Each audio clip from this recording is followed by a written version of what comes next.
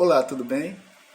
Nessa última etapa dos nossos estudos, nós trataremos a respeito das 5 regras fundamentais para a interpretação bíblica.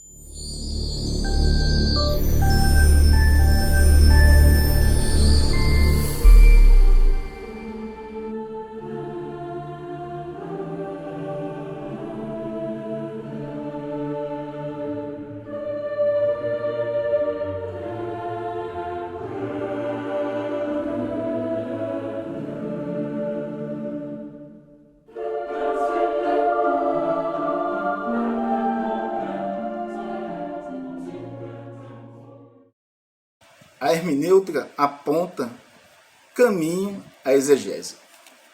O que nós estamos tratando aqui é de uma filosofia cristã, ou seja, da hermenêutica, que faz parte de uma das ciências da teologia, onde a mesma defende, em uma das suas principais regras, que a palavra de Deus é suficientemente útil para interpretá-la a si própria. Agora que sabemos da definição desses dois termos, irei introduzir, usando uma linguagem bem simples, das 5 principais regras para a correta interpretação da Bíblia.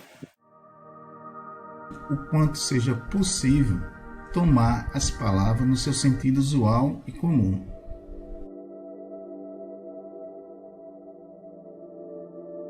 Por que essa regra é importante? Porque antigamente as pessoas usavam um linguajar comum, simples, de forma que o que interessava para eles era simplesmente levar a palavra de Deus. Nós temos em Gênesis capítulo 6, versículo 13, que diz o seguinte: Então disse Deus a Noé: O fim de toda a carne é vindo perante a minha face, porque a terra está cheia de violência. Eis que os desfarei com a terra. Carne aqui, atribuindo essa primeira regra, tem um significado figurado. Significa dizer que carne é atribuída à pessoa. Segunda regra. A segunda regra diz o seguinte: é de todo necessário tomar as palavras no sentido que indica o conjunto da frase.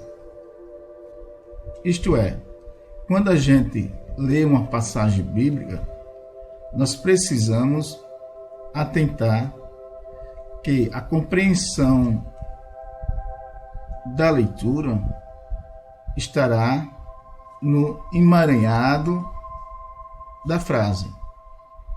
Aqui trabalha o sentido da palavra dentro da frase. Então é preciso verificar o assunto que o autor está desenvolvendo, para terminar em seguida a compreensão do texto. Fé.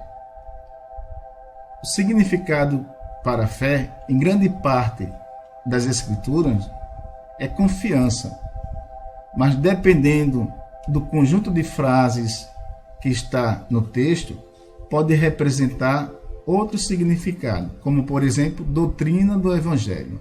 Aqui vai um texto bíblico para que nós possamos compreender isso. Veja bem, apenas ouvia dizer: aquele que antes nos perseguia, agora está anunciando a fé que outrora procurava destruir. A terceira regra é a seguinte: é necessário tomar as palavras considerando o contexto. E o que é contexto? Contexto são as informações que vêm antes e depois. Se você estiver lendo uma passagem e precisar compreendê-la, de acordo com essa terceira regra, é necessário que você se volte à análise do contexto, sempre levando em consideração que a Bíblia não foi escrita de uma forma cronológica, né? Então, deixa aí a dica. Agora, se você estiver lendo, por exemplo, do livro de João, capítulo 19, onde fala lá a respeito da morte de Cristo, precisará entender que aquela morte de Cristo não foi em vão. Há um propósito por trás. Cristo não morreu na cruz só por morrer. E para se compreender a verdade que há por trás dessa passagem, você precisa recorrer ao contexto, analisando desde Gênesis até Apocalipse. Logo quando você analisa o contexto, você encontrará muitas referências a respeito da morte de Cristo. A quarta regra: é preciso tomar as palavras considerando o objetivo do livro. Como bem sabemos, cada livro tem uma estrutura e tem um propósito. Cada livro foi traçado para atender determinadas necessidades. O livro de Gênesis, que significa começo, o objetivo principal dele, de como começou todas as coisas, menos de Deus. O livro de Atos teve por objetivo mostrar a continuidade do ministério de Jesus por meio da sua igreja. As cartas paulinas têm como objetivo demonstrar a doutrinação da igreja depois da morte de Jesus Cristo. Então nós devemos levar, de acordo com essa quarta regra, estas considerações em tona. A quinta e última regra é esta: é necessário consultar as passagens paralelas, ou seja, texto que trata do mesmo assunto que o texto em questão. Explicando de outra maneira, é necessário, na hora da leitura bíblica, levar em consideração outras referências que tratam do mesmo assunto. Por quê? Quando se trata, por exemplo, de evangelismo, para se entender o propósito e o porquê de evangelizar no mundo, nós devemos considerar principalmente a vinda de Cristo aqui na Terra. Estão registradas em toda a Bíblia, mas principalmente nos Evangelhos. Nenhuma doutrina ela deve ser afirmada em cima de uma única passagem. Uma doutrina, para ser verdadeira, é preciso que seja considerada toda a Bíblia como referência.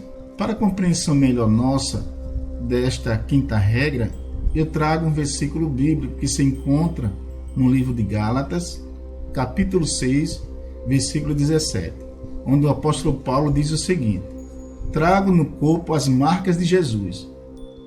Que marcas são essas?